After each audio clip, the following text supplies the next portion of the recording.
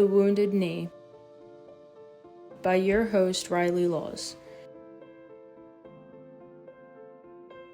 It was the year 1968 when two men named Russell Means and Dennis Banks came up with a group called the American Indian Movement, also known as AIM. They planned many movements together, but surely one stood out: the occupation of Wounded Knee. And that's what we'll be talking about today.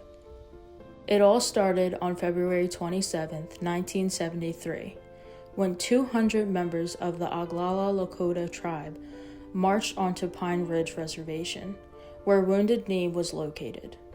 Pine Ridge Reservation was also the same area where the 1890 massacre of 300 Sioux men, women, and children were killed by the U.S. 7th Cavalry.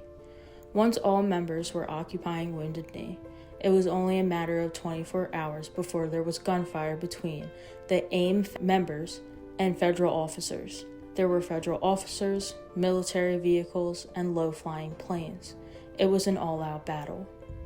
At some point, Russell Means started making negotiations to get back hostages.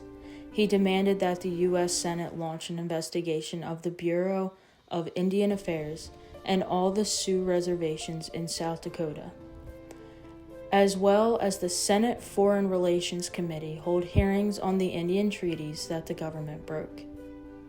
This battle lasted for 71 days. Only 2 Sioux men died and many others were injured.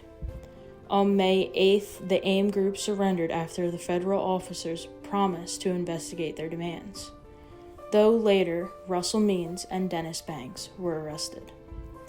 However, on September 16, 1973, their charges were forgiven by a judge because of the U.S. government's unlawful handling of witnesses and evidence.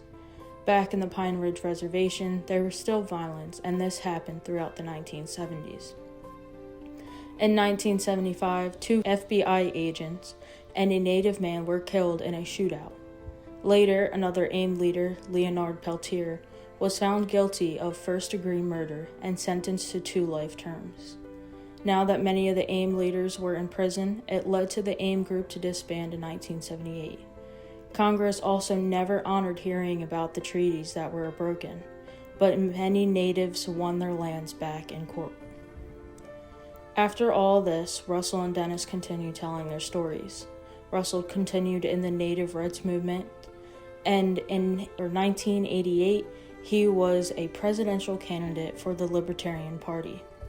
He also tried to run for the governorship of New Mexico, but failed due to unfollowed procedures. He also published his autobiography in 1997 called Where White Men Fear to Tread. Dennis later became a counselor for people with addictions. Dennis also founded a maple syrup and wild rice company. Russell and Dennis were also in many films. One film they were in together was The Last of the Mohawkins. Russell passed away on October 12, 2012, at the age of 72.